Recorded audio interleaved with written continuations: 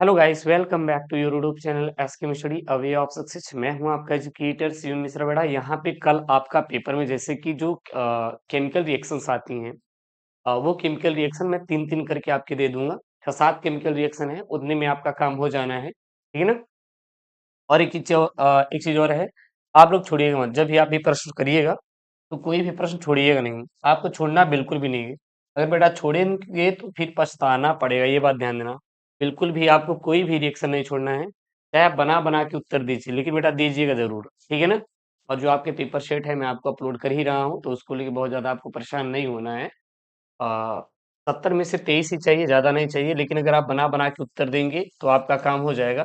But आप लोगों को भी थोड़ी सी चीजें मैनेज करनी चाहिए। अब आप लास्ट डे पढ़ते हैं, एक दिन में क्या हो पाएगा, जरा सोचिए ना। एक दिन में तो आप अभी घर में ही मान लीजिए 50 कपड़े अगर आपको धुलने हो तो एक दिन में नहीं धुला जाएगा ना। हाँ, एक एक 10 दिन करके, मतलब कि 10 ठो आज, 10 ठो कल, 10 परसों, ऐसे कर लेंगे तो हो जाएगा। पूरा आप साल भर का सिलेबस एक दिन में कवर करने की कोशिश करते हो तो नहीं होता। कहीं न कहीं कुछ कमियाँ होती हैं हम लोगों की भी, कि हम लास्ट डे आते हैं कि गुरुजी थोड़ा कहाँ हो पाएगा, नहीं हो पाएगा मैनेज। तो चलो ठीक है, कोई ना। लेकिन कुछ-कुछ टॉपिक होते हैं जो रिपीटेड होते हैं, कहीं न कहीं मैं आपको बता देता हूँ। और आप लोग बेटा ये जो टॉपिक है यहाँ पे मैं बता रहा हूँ, आप इसको पढ़ लेना। हाँ, होगा, ठीक चलेगा। सबसे पहला बेटा क्या है, ध्यान देना। यहाँ पे जो लिखा हुआ है क्या है बेटा, कोल्बो अभिक्रिया। क्या बेटा, कोल्बो रिएक्शन। दिखाई दे रहा है कि नहीं? दिखाई दे रहा है कि नहीं? दिखाई दे रहा होगा। थोड़ा सा इसको छोटे में बन गया, कोई ना, अभी बड़े में बनवा देंगे अब जो बनेगा।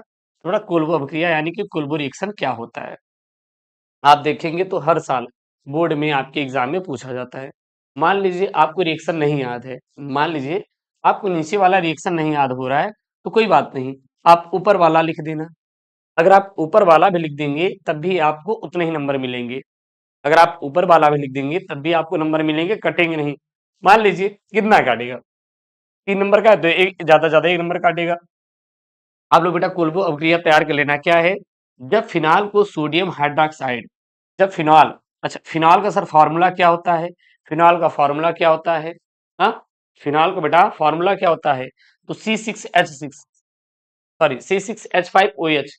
ध्यान देना, जब हम लोग फिनॉल को यानी C6H5OH को सोडियम हाइड्रोक्साइड NaOH की उपस्थिति में अभिकृत करता कराया जाता है, यानी कि ऑक्सीकृत कराया जाता है या फिर अभिक्रिया कराई जाती है। ध्यान देना, जब फिनॉल की जब फिनॉल की NaOH यानी सोडियम हाइड्रोक्साइड की उपस्थिति में क्रिया कराते हैं, अभिक्रिया कराते हैं, तो सोडियम फिनॉक्साइड बनता है। तो बेटा क्या बनता है, सोडियम फिनॉक्साइड। मैं फिर से आप बता रहा हूं, जो बता रहा हूं ध्यान देंगे। मैंने क्या बोला बेटा, जब यहाँ पे मैंने फिनॉल का C6H5OH का NaOH की उपस्थिति में सोडियम हाइड्रोक्साइड की उपस्थिति में अभिक्रिया कराते हैं, तो हमारा ये जो फिनॉल और सोडियम हाइड्रोक्साइड मिलकर क्या बनाता है बेटा, यहाँ पे C6H5ONa, यानी कि बोलते बेटा सोडियम फिनॉक्साइड बनाता है।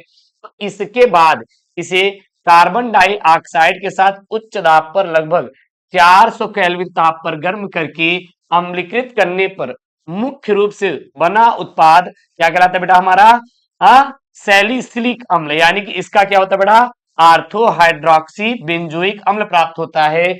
इसे ही कहते हैं कोल्बो अभिक्रिया। बहुत सिंपल परिभाषा बता रहे हैं, बहुत सिंपल परिभाषा है। कल कोल्बो अभिक्रिया दिखेगा तो पेपर में क्या छापेंगे, जब हम लोग बेटा, ये फिनॉल है बेटा, क्या है, फिनॉल है, ये हमारा C6H5OH हमारा क्या है, फिनॉल है। जब फिनॉल को NaOH की उपस्थिति में अभिक्रिया कराते हैं तो क्या प्राप्त होता है, C6H5ONa। इसका ग्रुप क्या नाम होता है, सोडियम फिनॉक्साइड बनता है। इतना समझ आ गया बस। अब हम लोग क्या करेंगे, इसको यानी कि सोडियम फिनॉक्साइड को हम लोग क्या करेंगे, कार्बन डाइऑक्साइड की उपस्थिति में, देखिए कार्बन डाइऑक्साइड एक CO2, यानी कि CO2 का केवल एक परमाणु लेंगे, CO2 की उपस्थिति में 4 से केल्विन ताप पर, 4 से केल्विन ताप पर क्या कराते बेटा, अम्लीकृत कराते हैं। क्या कराते हैं, अम्लीकृत कराते हैं। तो हमारा क्या होता है बेटा, जो उत्पाद प्राप्त होता है, जो उत्पाद यहाँ बेटा हमारा क्या प्राप्त हुआ, यहाँ पे उत्पाद हमारा क्या प्राप्त हुआ, सैलिसिलिक अम्ल, यानी कि आर्थो हाइड्रोक्सी बेंजोइक अम्ल प्राप्त होता है। उसे ही हम क्या कहते हैं, याद रखना बेटा, कोर्बो अभिक्रिया कहते हैं। क्या कहते हैं, कोल्बो अवक्रिया कहा जाता है। क्लियर है? इतना याद हुआ कि नहीं बताइएगा, चलेगा लिख लीजिएगा ना। अगला देखिए, अगला यहाँ पे बेटा आपका आएगा, क्या आएगा यहाँ पे, रायमन टीमन अवक्रिया, या फिर रायमन अवक्रिया आ जाए या टीमैन अवक्रिया आ जाए या रायमन टीमन अवक्रिया आ जाए, कोई दिक्कत नहीं, एक ही लिखिएगा, अलग अलग मत लिखिएगा। क्या लिखेंगे, जब फिनॉल की अवक्रिया जलीय सोडियम हाइड्रोक्साइड, जब फिनॉल, ये फिनॉल ही है, अच्छा इसमें भी फिनॉल था, इसमें भी फिनॉल है, अब यहां पर हम लोग सोडियम हाइड्रोक्साइड NaOH या फिर पोटेशियम हाइड्रोक्साइड KOH देखिएगा, यहां पर भी हम लोग बेटा फिनॉल को NaOH के साथ ऑक्सीकृत कराते हैं उपस्थिति में, और यहां पर भी फिनॉल को हम लोग किसकी उपस्थिति में बेटा, NaOH या पोटेशियम हाइड्रोक्साइड की उपस्थिति में क्लोरोफॉर्म, ये बेटा CHCl3 क्या है, क्लोरोफॉर्म से के साथ लगभग 340 केल्विन ताप पर रिएक्शन कराते हैं, तो बेटा फिनॉल वलय की आर्थो स्थिति पर एल्डिहाइड समूह CHO जुड़ जाता है, और अम्लीकरण के बाद इस अवक्रिया का मुख्य उत्पाद के रूप में क्या प्राप्त होता है, सैलिसिलैल्डिहाइड, यानी कि 2 हाइड्रोक्सी बेंजल्डिहाइड बनता है। देखिए यहाँ पे क्या बन रहा है, 2 हाइड्रोक्सी बेंजल्डिहाइड बनता है। इसे क्या कहते हैं, रायमन टीमर अवक्रिया कहा जाता है, रायमन टीमर अवक्रिया कहा जाता है। ये आपके पेपर में आएगा, आपका रायमन टीमर अवक्रिया भी आता है पेपर में, कोल्बो अवक्रिया भी आता है, एक और आता है बेटा यहाँ पे विलियमसन संश्लेषण ईथर, बेटा क्या आता है, सॉरी विलियमसन संश्लेषण, ये भी एक वैज्ञानिक नाम पर आधारित क्या है, अभिक्रिया है। क्लियर बेटा, बताएं, हाँ गुरु जी बता दी, चलिए देखते हैं इसको बेटा। यह सममित और असममित दोनों प्रकार के ईथर बनाने का एक अत्यंत महत्वपूर्ण प्रयोगशाला विधि है। जो हमारा विलियम संश्लेषण मेथड है, इसमें हम लोग क्या करते हैं, सममित और असममित 2 प्रकार के ईथर का निर्माण करते हैं। और कैसे किया जाता है सर जी, प्रयोगशाला में किया जाता है, इसमें किसी एल्किल हाइलाइड की सोडियम या पोटेशियम एल्का ऑक्साइड के साथ क्या कराते बेटा, क्रिया कराते हैं, तो हमारा यहाँ पर विलियम संश्लेषण ईथर का क्या होता है, निर्माण होता है, कह सकते हैं डाई एथिल ईथर बनता है जो भी रहता है।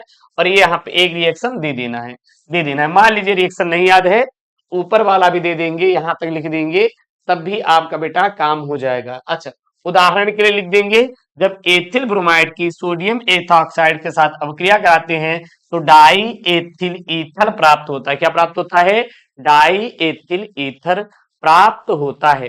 तो वैज्ञानिक नाम पर आधारित जो अभिक्रियाएं हैं 3 है, इसमें से एक आठ हो तो जरूर दिखेगा किसी न किसी सेट में, ठीक है ना, 3 है, एक आठ हो जरूर दिखेगा। आप इसको थोड़ा रट लीजिएगा, अगर आप पढ़े भी हैं तो आपको रिवीजन हो जाएगा, और थोड़ा ही रट लीजिएगा, थोड़ा एक दिन मुश्किल होता है, लेकिन नामुमकिन नहीं है, जो याद हो जाए, और जो नहीं याद होगा उसको निपटा दिया जाएगा, है कि नहीं, कोई दिक्कत नहीं। और जो बच्चे चैनल पे नए, प्लीज बेटा चैनल को सब्सक्राइब कर लीजिए। मिलते हैं नेक्स्ट वीडियो में, दोस्तों thank you, Jai Hind, take care, bye bye, love you all.